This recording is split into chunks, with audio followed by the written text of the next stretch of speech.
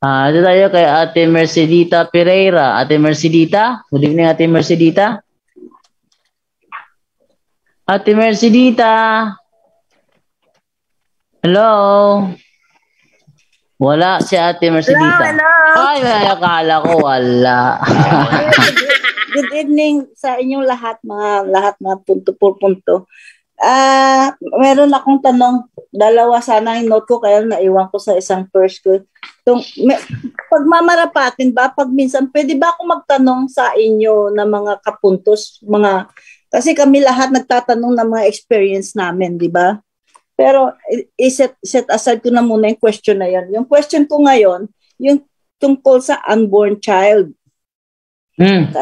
Kasi pag yung unborn child na cause of death, like na-cause sila ng death kasi sabi ni Brother Wendell, yung unborn, yung mga child from womb to tomb, di ba? Yung may buhay na yon. So, pag namatay sila, cause of death ng miscarriages, tragic death, okay, yung abortion, hindi sila nabigyan ng chance na mabuhay. So, hindi sila nabigyan ng na-baptize, na pangalanan, tapos, iba-iba kasi ang religion ng mga parents na pinanggalingan din nila, di ba? So, how can we sure na saan sila mapupunta? Doon ba sa mga religion ng mga Catholic, na yung mga totoong mga religion, o talagang sa heaven na diretso sila kahit na yung mga parents nila ay nasa iba-ibang sekta? Sino sasagot nun? Okay, Brother Tata. Sino? Brother Tata, ikaw sagot ng Brother Tata. Pasok na Brother Wendell. Nagsalita na yung Brother Wendell. Sige, Brother Wendell, ikaw na lang. Ako na lang po dyan. Okay. Sige, ikaw, Brother Jenre. Regarding po sa mga bata na namatay, meron po sa doktrina po natin, mayroon po tinatawag na sa pagbinyag, itong baptism of desire. Ang konsepto po ng baptism of desire ay kung ano yung pananampalataya ng ina. Doon po magbabase ang ating Panginoong Diyos. Halimbawa po, dahil ang tanong niyo po about sa nakunan yung bata.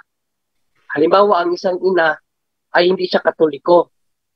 So, tendency, kung lumaki yung bata, posible nun, hindi niya talaga yung pabibinyagan sa Katoliko dahil wala siyang pananampalataya sa Katoliko.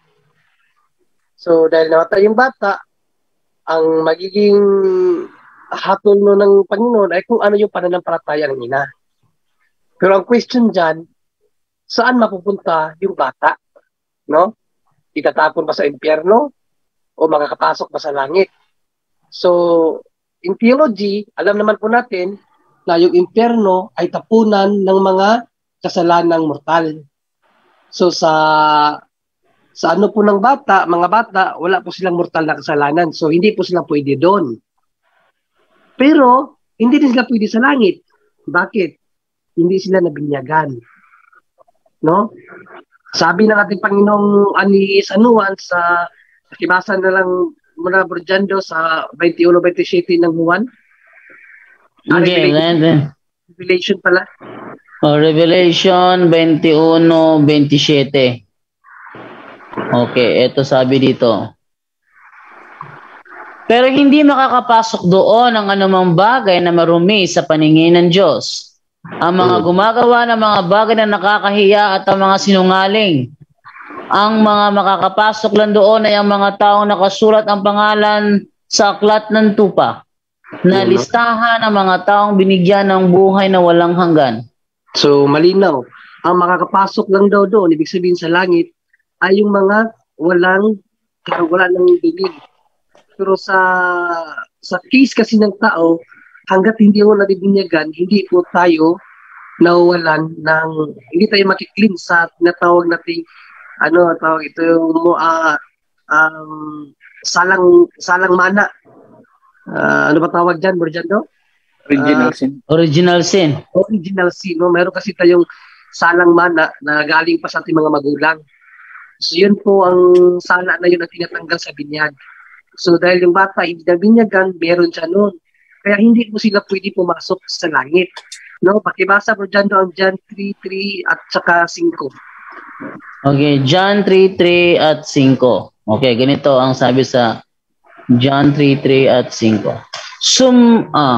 Sumagot si Jesus, "Sinabi ko sa iyo ang totoo, hindi mapapabilang sa kaharian ng Diyos ang hindi ipinanganak na muli."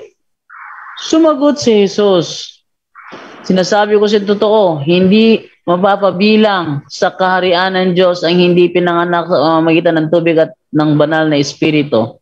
So malinaw po ang sabi natin Panginoon Jesucristo, hindi mapapabilang sa kaharian ng Diyos ang sino mang hindi mabinyagan. Kasi ang tinutukoy dyan, binyag. No? So, hanggat hindi mabinyagan ng tao, hindi talaga siya makapasok sa kaharian sa langit. So, yun po ang isang sa mga batang, ang pananampalataya ng ina ay hindi katolikong pananampalataya. No, hindi mapupunta yung bata sa impyerno dahil wala silang salang mortal. Hindi din sila makapasok sa langit dahil hindi sila nabinyagan. However, excuse me, Brother John Ray. Yes. Hindi naman kasalanan ng unborn child na namatay sila dahil nag-cause na ng tragic miscarriages sa abortion. That's so, why bakit sila mapapunishment din na kasi tayo believe talaga 100% na tayong real na Catholic. Kaya nga sabi ko, ano yung belief ng nanay, doon nahakol ang Diyos. No? Pakibasa nga muna, Brother Jando, sa Mateo, nakalimutan yung talata yung 22:17 of 15, Mateo 15:17 hanggang 22, Brother Jando. Tama ba yun? Teka, basahin muna natin yung talata at saka timbangin natin. 17 to 22.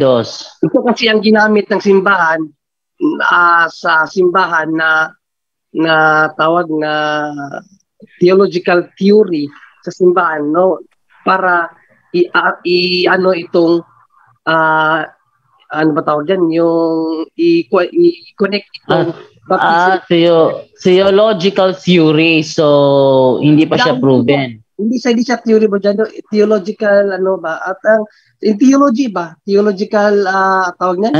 Speculation?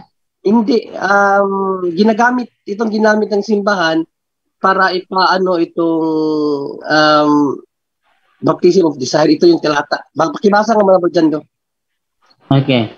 Hindi ba ninyo alam na anumang pumapasok sa bibig ay tumutuloy sa tiyan at ano? Hindi yan Brother 17 ano ba talata yun? Yung isinugo ako sa Jerusalem, ano ba nga talata yun? Ewan ko. Nakalimutan ko rin kung saan ang talata yun. Sa gitna nga. Pero may babasahin mo na ako, no, para sa asa nagtatanong. May babasahin mo na ako dito sa isang sinabi ni Pope Benedict XVI, no? Okay, wait lang. Ito po. Yung ito. Yan. Pakita ko sa screen, ito po sinasabi dito. Yan o. Ito sabi. Limbo does not exist, says Pope. Anong sabi dito? Darating tayo dyan. Darating tayo dyan. Ano ko rin yan. Kaya nga pinapaliwanag ko kasi dogma din natin itong baptism of desire. No? Darating tayo dyan. Kaya nga iniisa-isa ko. Doon muna ako sa ina na hindi mananampalataya. Dito naman tayo sa ina na may pananampalataya bilang Katoliko. No, kasi hindi ko maalala yung talata ng Mateo maya-maya alalahanin ko. So ito, kung ang ina naman, isang Katoliko, ganoon pa rin ang nangyari, no? Ang kanyang anak ay nakunan diyan sa sinapupunan.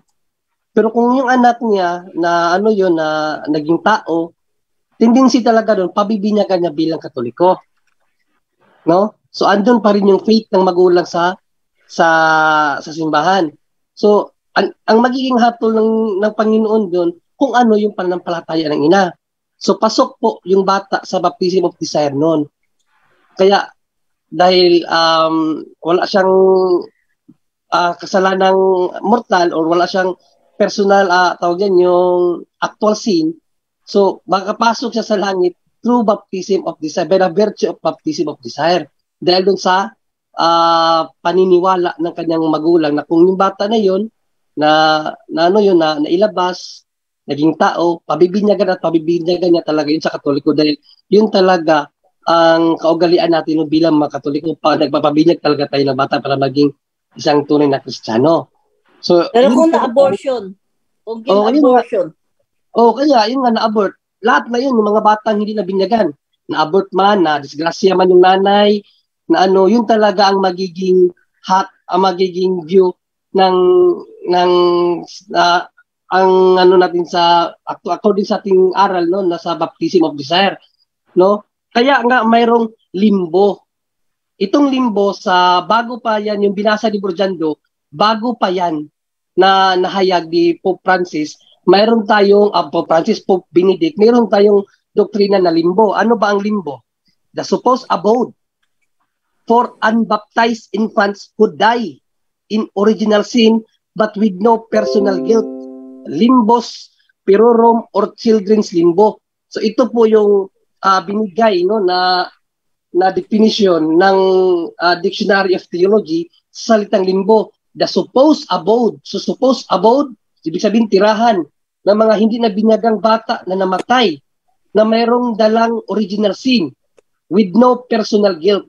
Tinawag siya na limbos puerorum on children's limbo.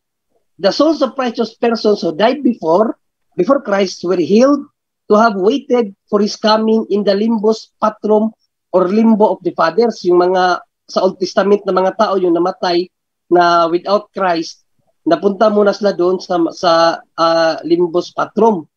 Theologians have normally believed that limbo involves a punishment but a natural happiness that however falls short of the full blessedness of the beatific vision. So ibig sabihin, ang kahulugan pala ng limbo no is a state of happiness minus the beatific vision.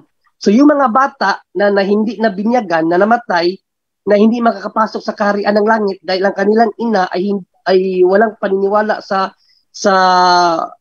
Catholic faith, doon daw ilalagay sa limbo na yan, yung limbo infants, no, na tinatawag nating state of happiness minus the vision of God. Isa din siya paraiso pero hindi nila makikita ang Diyos.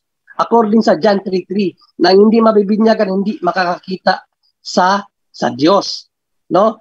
So, yun ang explanation ng simbahan. However, sa panahon ni Pope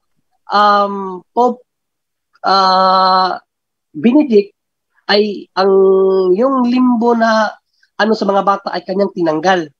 Tinanggal niya kasi napakahabang panahon parang hindi daw mapatunayan.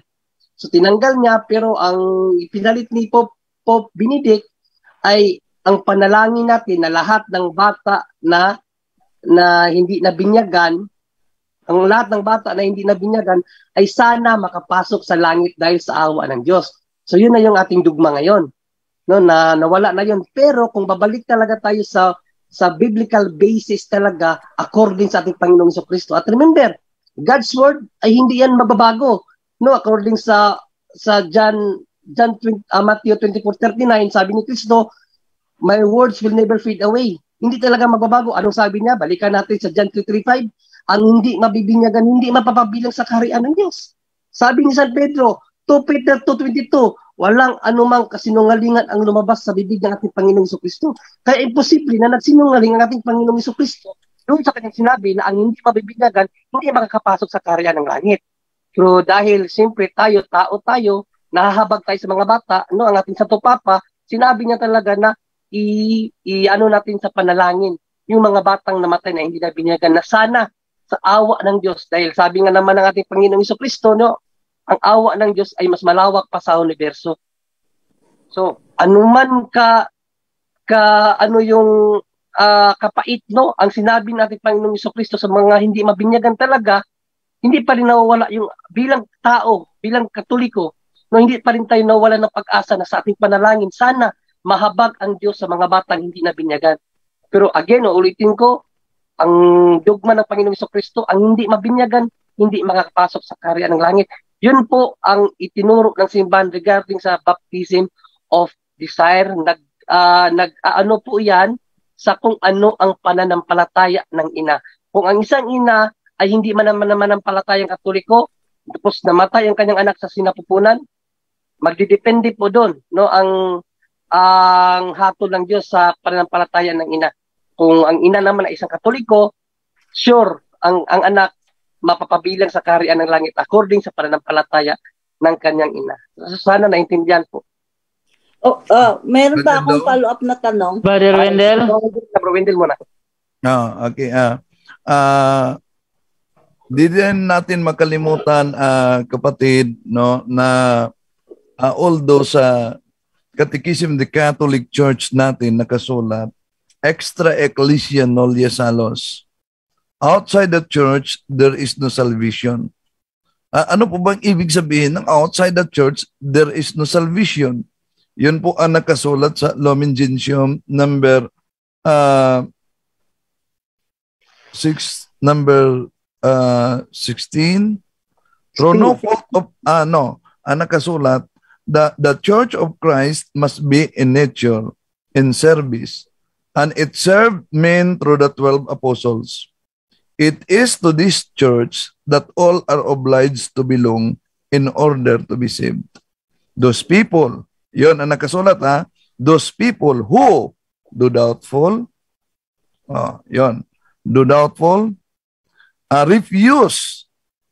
refuse to accept or embrace the true church, refuse to join it, cannot be saved.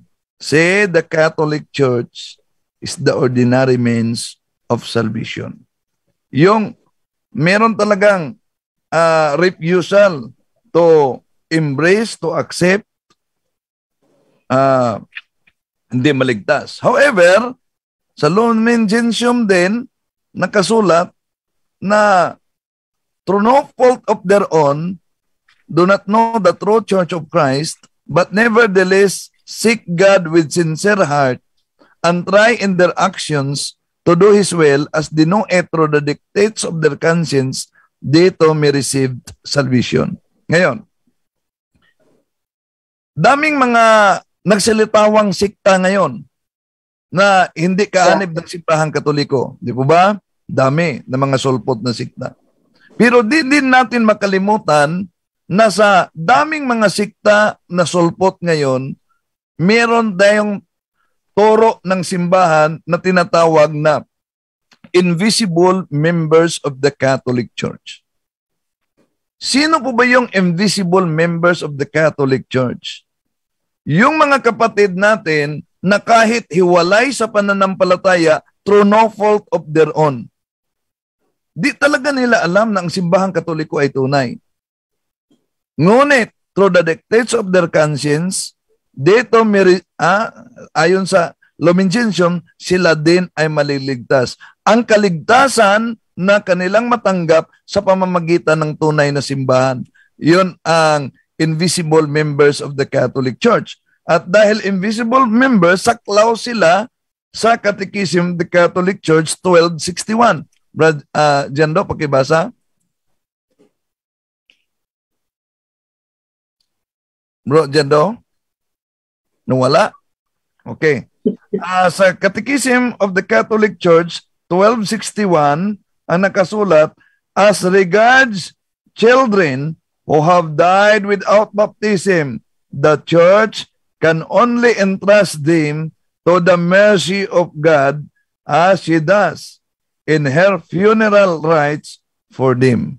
So, kaya nga kung maalala ninyo, yung year 2000, meron tayong tinatawag na The Great Jubilee Year. Part sa celebration ng simbahan ay nag-bless para sa mga aborted children at yung mga nalaglag, no, na hindi sinadya at yung mga sinadya. Nasa linya na si Father Darwin pala. Bro Jando?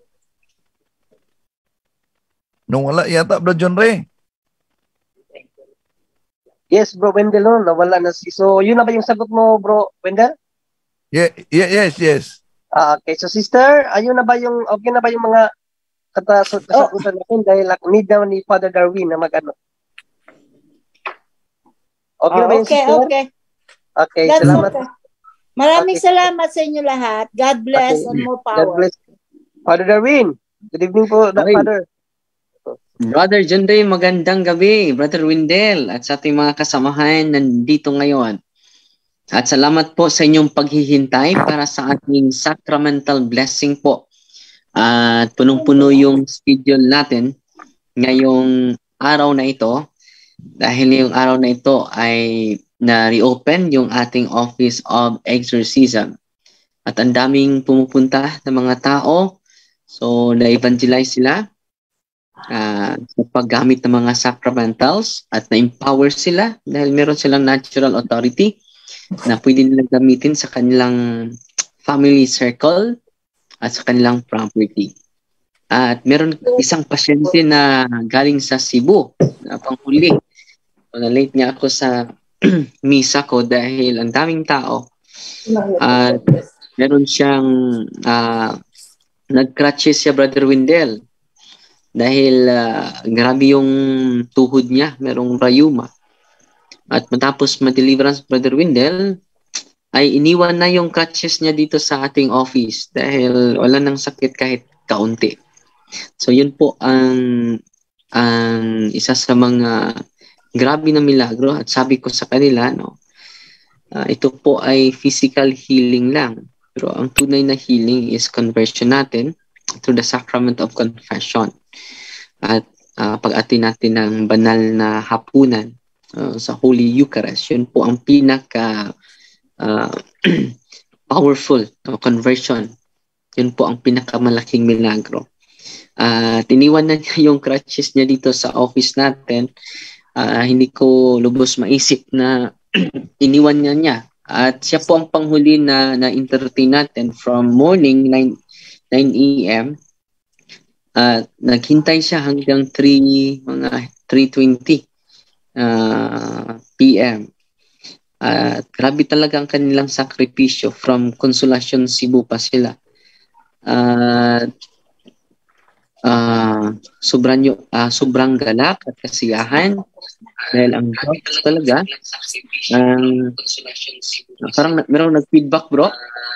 Si ano yan, brother, sige, go ahead, brother. So, yan po ang isa sa mga makapagbigay at makapagtaba sa ating pananampalataya sa ating Panginoon. At merong dalawa po ang nag-react, no, sa kaninang araw kanina from 9 to 3:30. So merong dalawang pasyente na nag-react. In-interview matapos na ma-deliverance, in-interview sa buong team natin.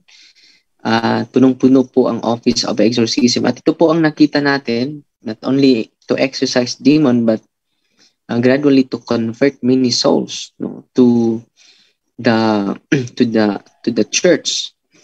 At ito po ang nakita ko na kung maging aktibo lang ang mga pari nito, so ang mga tao na talaga ang lalapit sa simbahan.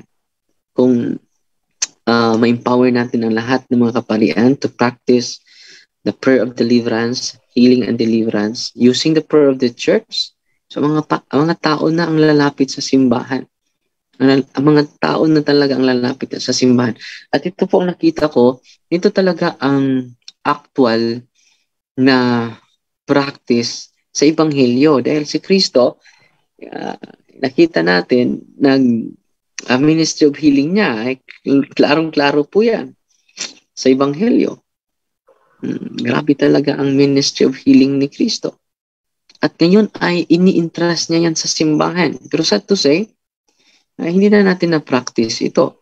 So, sa pamagitan nito, madali na natin sila makatikais. Dahil before ang healing and exorcism is, the most important element is catechism, evangelization. Yun po ang ginagawa ng ating team sa buong araw. Evangelization. At kung merong extraordinary na mga harassment ang demonyo, ay so exclusive na ang pagbigay ng proseso sa kanila. Base sa natutunan natin sa aklat ni Father Sikea at Father Kabading. So, yan na po ang ginagawa sa ating team. At grabe yung kasiyahan ng mga tao dahil nadaman nila yung presensya ni Kristo sa pamagitan ng ministering ito na sa mahabang panahon ay nawala sa simbahan. Nandyan sa simbahan pero hindi natin bigyan ng kahalagahan ang ministering ito. We focus on ministry of preaching, we focus on ministry of evangelization, but the ministry of exorcism and healing ay hindi na-promote ng karamihan natin. Kalimitan natin ay pupunta ng albularyo, doon paggamot, at sa mga sikat na mga faith healer. Pero ngayon, hindi yan mas powerful pa ang Panginoon through the sacrament po. So lapit kayo sa inyong mga kaparian through confession, anointing of the sick, and holy communion. Yun po ang source of healing, mga kapatid. Yan po talaga ang source of healing. So ngayon, magsimula na tayo dahil rapid alas 10. So magandang gabi sa inyong lahat at salamat po sa walang tigil at walang humpay na suporta ninyo sa ating programa. At hanggang ngayon ay nanatili. At ngayong araw pa lang na to, Brother Jando, is our anniversary sa Grand Religious Debate. Pang-ilan na ba? Yes. Brother Jando? Pang-anim na ba? Pang-anim ito, 2017, 18, 19, 21, dito. 22, pang-lima. Pang-lima. 5 years. No? 5 years. So maganda yung background mo, Brother Jando. Nasa ako ngayon? Nasa studio ako ngayon. Galing mo, Brother Jando. Parang nasa parang nasa totoong nasa studio. Studio. So, siguro bukas, Brother Jando, mag kayo sa ating anniversary sa siguro ang yan topic. So balik tanaw tayo bukas ng gabi. Balik tanaw, no? Sa mga pangyayari bukas ng gabi sa Grand Religious Debate natin with Caramel Parba at sa mga bahal natin ng mga kapatid ng mga Iglesia ni Cristo, dahil doon maraming nagsibalikan at nagsilapit na hindi lang nagsibalikan, nagsilipat sa pananampalataya. So hindi tayo matinag sa pagpatuloy sa pagsasalita at pagsiwalat sa katotohanan kahit pa ang ating sariling buhay ay nakataya nito. Dahil ang katotohanan dapat talaga anong Tagalog, Brother Jando? Pag-ulaan sa dugo. Pag-aalayan ng dugo.